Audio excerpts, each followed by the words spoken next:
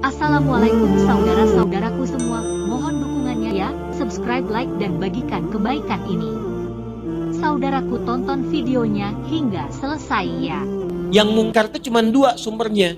Kalau bukan nafsunya terkait yang di bawah perut, faraj, atau perut dan akal. Perut dan akal, ya, itu disebut dengan mungkar. Yang di bawah perut disebut dengan fahsya.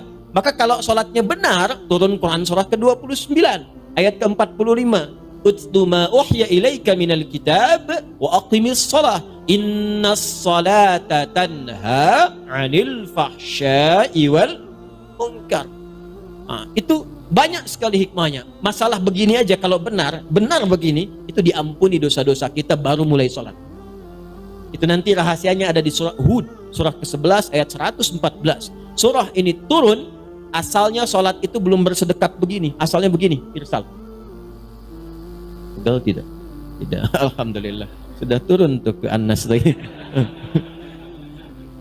Ya, asalnya begini. Jadi riwayat asal yang pertama takbirnya Allahu Akbar begini. Tapi jangan diduga semua yang begini Syiah, tidak. Ini riwayat asalnya. Nanti bisa dilihat apakah Syiah atau bukan saat sujud atau bangkit dari sujud saat duduk di antara dua sujud. Itu kelihatan, ya. Nah, yang begini itu riwayat asal. Biasanya di Maliki itu diterangkan. Kapan terjadinya kemudian, ya, dibimbing oleh Nabi, boleh begini, boleh bersedekap, saat ada seorang sahabat jujur telah berbuat salah, minta pencerahan kepada Nabi, minta dihukum.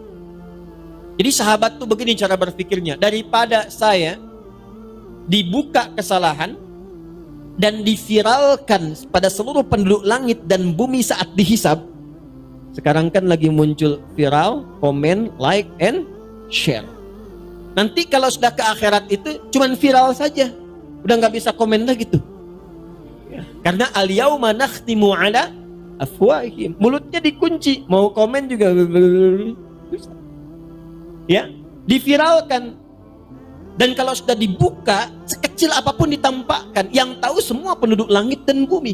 Wa may ya'mal mithqala dzarratin khairan yarah wa may ya'mal mithqala dzarratin syarran yarah. Jadi sekecil apapun keburukan dibuka. Ketika dibuka itu sahabat berpikir, saya nggak mau terbuka nanti. Lebih baik diselesaikan di dunia dibandingkan di akhirat dibuka. Di dunia selesai, cuma mengadu kepada Allah, yang tahu Allah, diampuni, selesai. Tapi di akhirat dibuka, orang dekat yang tidak tahu, jangankan yang dekat, yang jauh pun akan ditunjukkan. Jadi semua akan tahu. Karena itu sahabat berpikir, daripada dibuka nanti lebih baik diakui sekarang. Datanglah pada Rasulullah konsultasi, ya Rasulullah, saya berbuat salah, hukum saya. Hukum saya. Tiba iqamah, sholat akan ditunaikan. Maka kemudian sholat ditunaikan, dalam sholat itulah turunlah Quran surah Hud, surah 11 ayat 114. Aqimis salata tarafain nahar wa zulafan minal layli innal hasanati yudhhibanas sayyi'at. Jadi ketika Anda sholat, itu disebut hasanat. Ketika sholatnya selesai ditunaikan, benar sholatnya, maka seketika menggugurkan dosa-dosa kecil yang telah dikerjakan, sepanjang bukan dosa besar yang harus ditaubati khusus. Maka setelah salam, orang itu datang lagi, ya Rasulullah, saya berbuat salah, tolong hukum saya. Kata Nabi, sudah turun ayat, engkau langsung diampuni oleh Allah subhanahu wa ta'ala.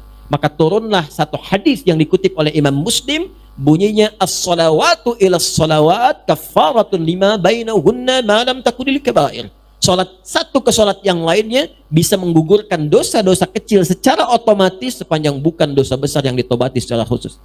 Jazakallahu khair.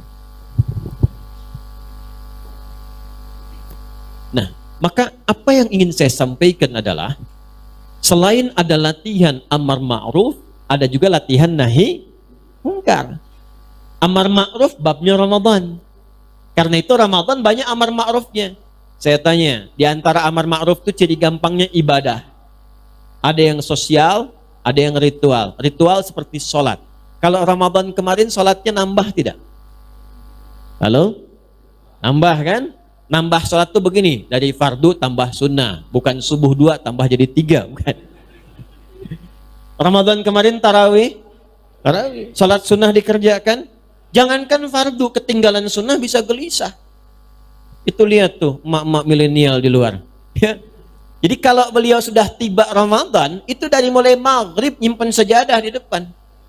Ya, tujuannya bukan untuk isya, tarawih. Ya, sedangkan tarawih hukumnya apa? Sunnah. Jadi ketinggalan sunnah aja bisa gelisah itu Ramadan. Infak nambah gak?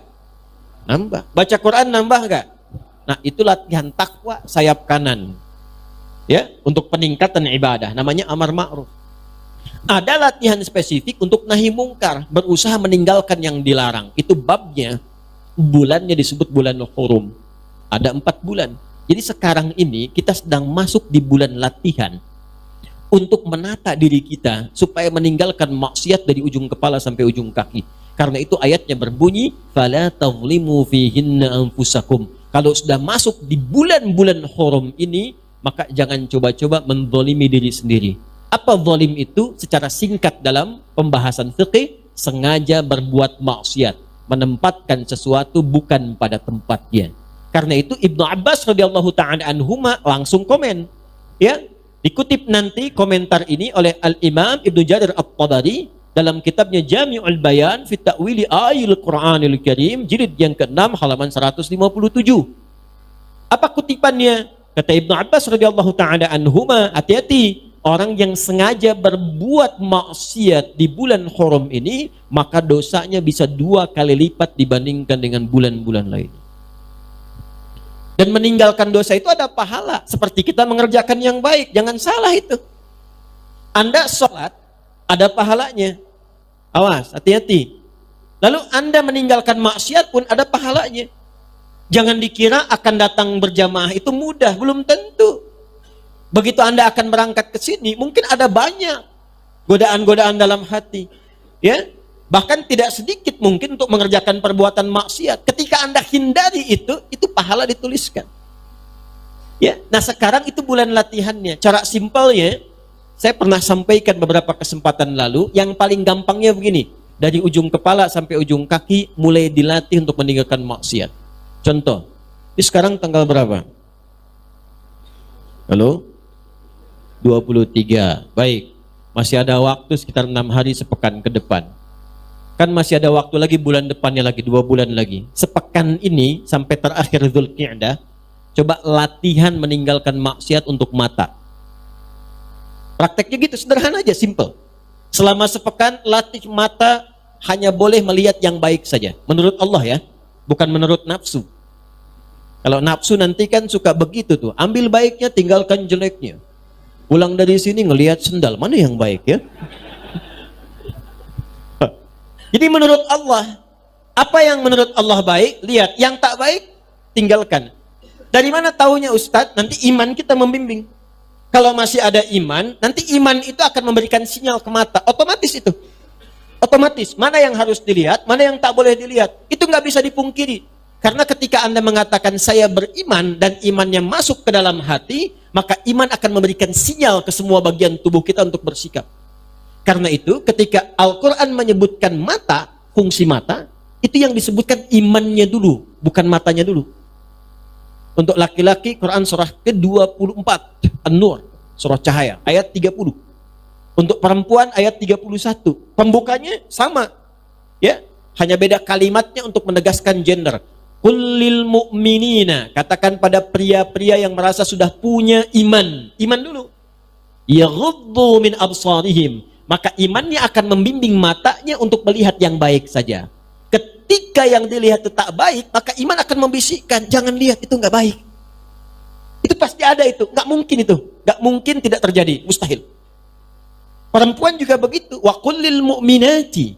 Dan katakan pada perempuan-perempuan yang merasa punya iman. Yaghdudna min absarihinna. Imannya akan membimbing pandangannya untuk melihat yang baik. Kalau yang dilihat tidak baik, maka iman akan memberikan kode, itu nggak baik, palingkan.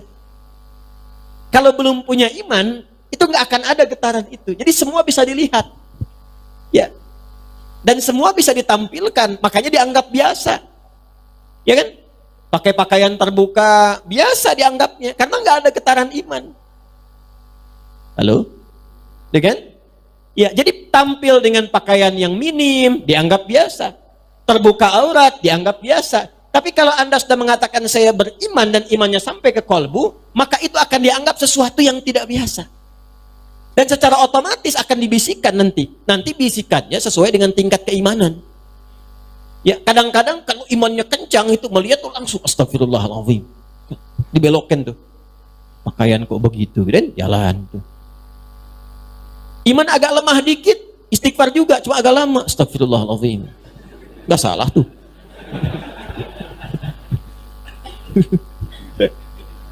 Habis itu dibelokin ya.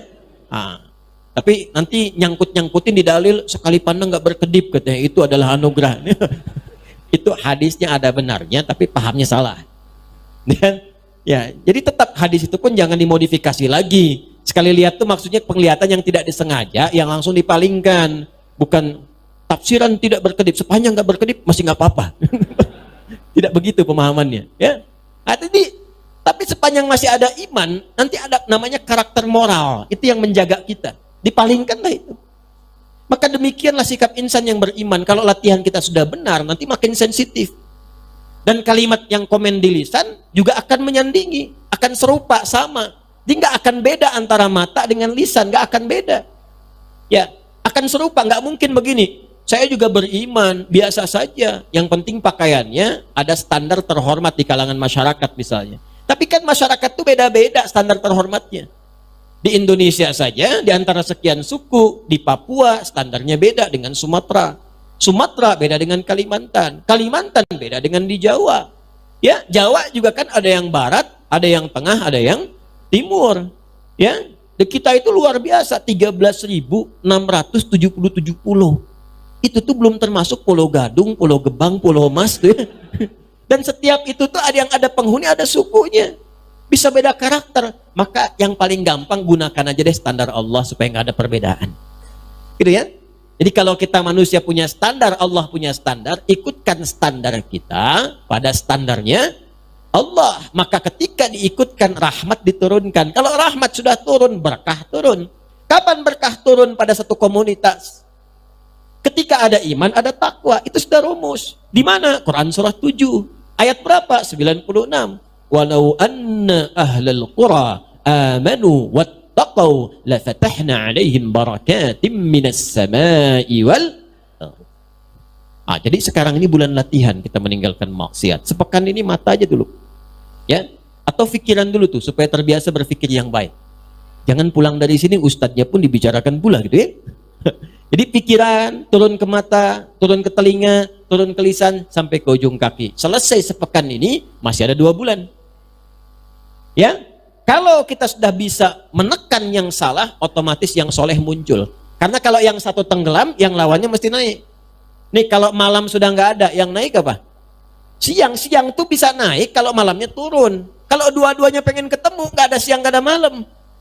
Ya, baik. Jadi kalau sesuatu itu turun, lawannya pasti naik. Baik itu bisa muncul kalau buruknya turun. Kapan jujur bisa muncul? Kalau dustanya ditekan. Kapan rendah hati muncul? Kalau sombongnya ditekan. Jadi latihanlah selama 2 bulan 7 hari ke depan untuk bisa mengeluarkan. Kita sama-sama tahu tatap cermin. Katakan, hei Adi Hidayat, ini mata kamu terbiasa yang gak bagus. Tuliskan. Berlatih selama sepekan. Nanti kalau sudah terbiasa, nikmatnya mata itu. Kalau sudah nikmat diberikan oleh Allah di mata, itu yang dilihat tuh Masya Allah, selalu menenangkan. Nanti yang terlihat tuh orang yang ke masjid, yang baca Quran, kata-kata yang baik, video-video yang baik. Dari penglihatan ini akan turun ke semua bagian tubuh kita. Maka terbawalah menjadi kebiasaan. Dan jadi lebih mudah. Jelas ya? Nah ini muqaddimah yang ingin saya sampaikan di pertemuan kita malam hari ini.